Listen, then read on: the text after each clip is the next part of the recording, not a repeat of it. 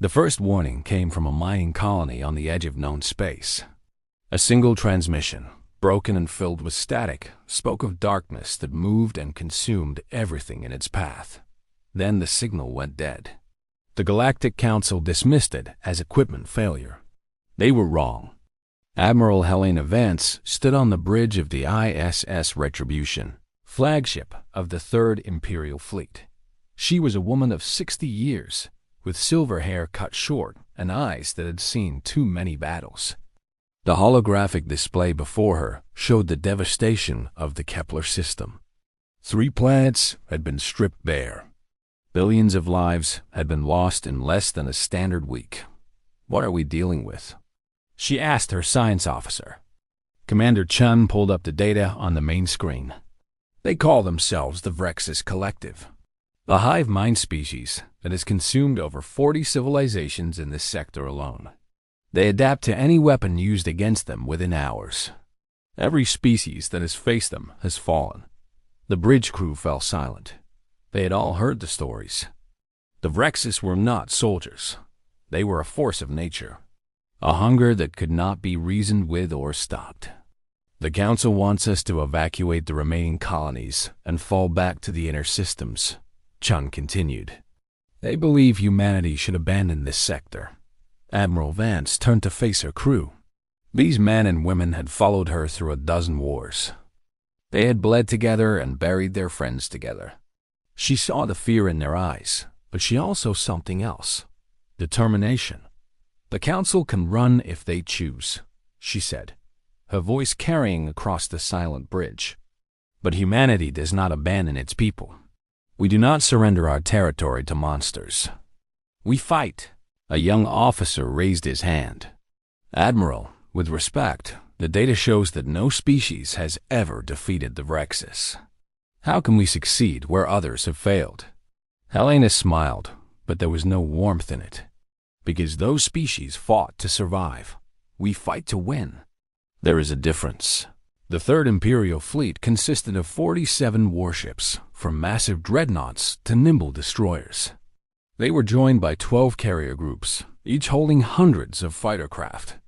It was the largest military force humanity had ever assembled in one place. Against the Vrexis swarm, it might not be enough. The swarm arrived 3 days later. They came through the darkness between stars like a living tide. Millions of creatures, each one a weapon designed by evolution for a single purpose: to consume. Their bodies were black as space itself, with too many limbs and mouths that never stopped moving. They felt no pain and knew no fear. They had destroyed empires older than human civilization. The Vrexis Overmind studied the human fleet with curiosity. These creatures were small and soft. Their ships were primitive compared to the great civilizations the swarm had already devoured. This would be a quick meal. The swarm attacked without warning.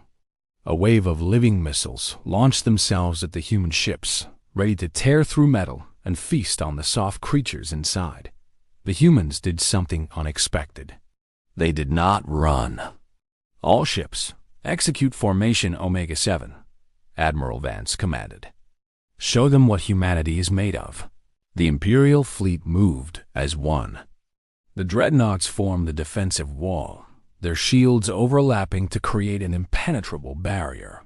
Behind them, the carriers released thousands of fighters that swarmed around the larger ships like angry bees protecting their hive.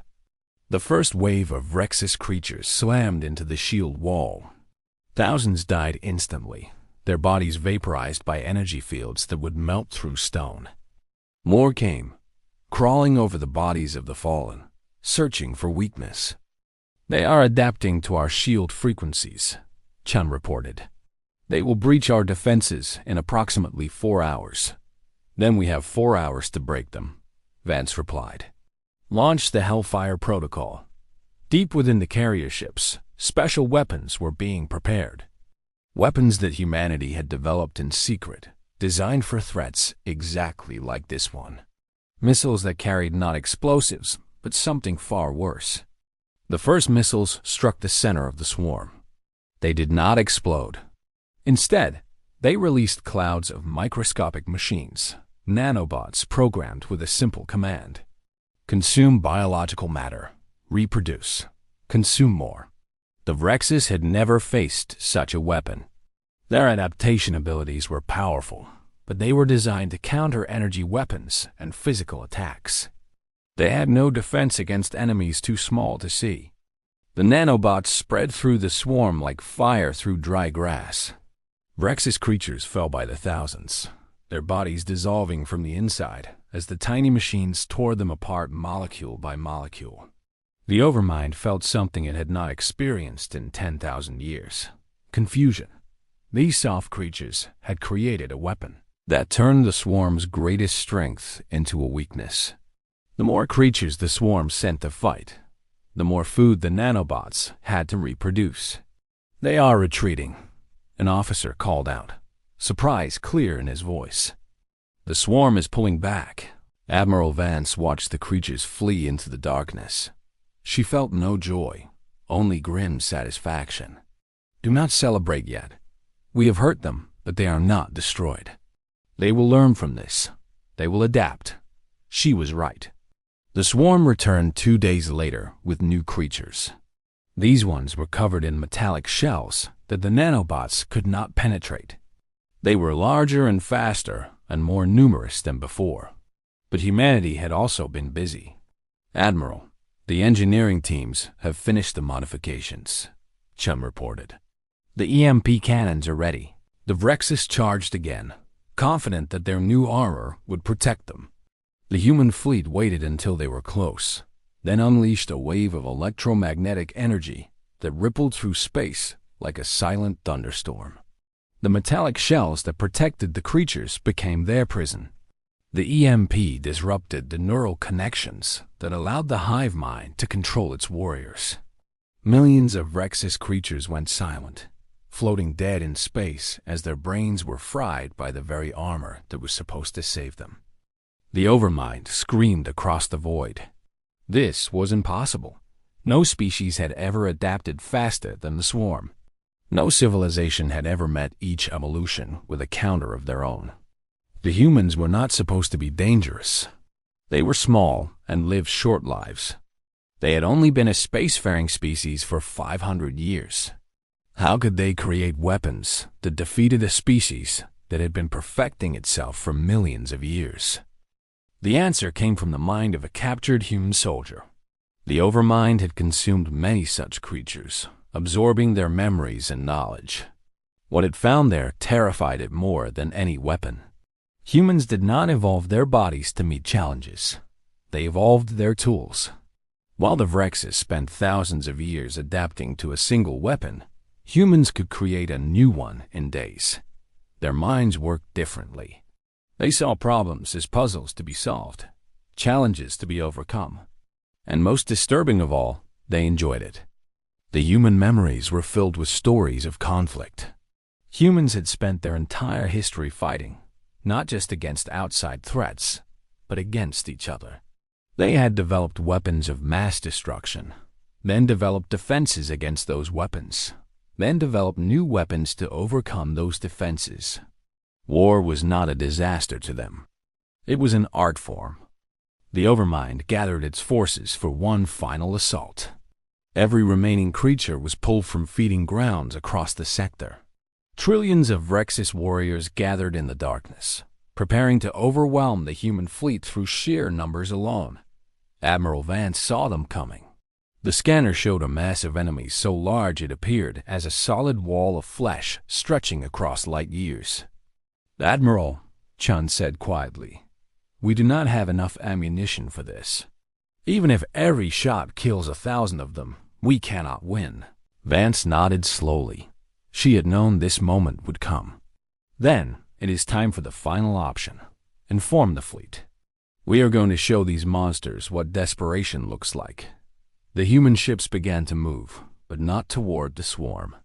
They flew to the nearby star, a young blue giant burning with nuclear fire. "All ships, prepare to execute Protocol Prometheus," Vance commanded. "It has been an honor serving with all of you." The fleet positioned itself between the swarm and the star. As the Vrexes closed in for the kill, the humans launched their final weapon. Not missiles or fighters, but gravitational devices that had been theorized but never tested. Devices that could tear holes in the fabric of space itself. The devices activated, creating a chain reaction in the star's core. For a moment, nothing happened. Then the star exploded. But this was not a normal supernova. The gravitational disruption caused the star to collapse inward before exploding outward with a focused beam of energy. A directed stellar explosion aimed directly at the heart of the swarm. The light was visible across the galaxy. Trillions of Vrexes creatures were vaporized in an instant. The Overmind itself was caught in the blast, its ancient consciousness torn apart by forces that could destroy planets. When the light faded, the swarm was gone. Not just defeated, but erased from existence. The weapon had worked better than anyone had hoped. But victory came with a price. 12 ships of the Imperial fleet had been unable to escape the blast radius. 4,000 humans had given their lives to protect their species. Admiral Vance stood on the bridge of the damaged Retribution, looking at the empty space where the swarm had been. Around her, the surviving crew members were silent. They had won, but the weight of what they had done pressed down on all of them. "Send a message to the Council," she said finally. "Tell them the threat has been eliminated. Tell them that humanity will hold this sector against any enemy, at any cost." She paused, looking at the stars that burned unchanged in the darkness. "And tell them that any species thinking of attacking humanity should remember this day. We are not easy prey. We are not victims waiting to be consumed. We are humans, and we would rather burn the sky itself than surrender." The message spread across the galaxy. Species that had considered humanity weak began to reconsider. Those who had planned to claim human territory quietly abandoned their plans. The Vrexes had been the most feared species in known space, and humanity had destroyed them completely. In the years that followed, the human empire grew. New colonies were founded on the ashes of the swarm's feeding grounds. The 4th and 5th Imperial fleets were built, each one more powerful than the last. Humanity had learned from the Vrexes War. They had learned that the universe was dangerous and that survival required strength. But they had also learned something about themselves. When pushed to the edge, when given no choice but to fight or die, humans could become the most terrifying force in existence. Not because they were the strongest or the fastest or the oldest, but because they simply refused to lose. The swarm had thought them easy prey. The Imperial fleet had taught them fear. And the galaxy would never forget the lesson.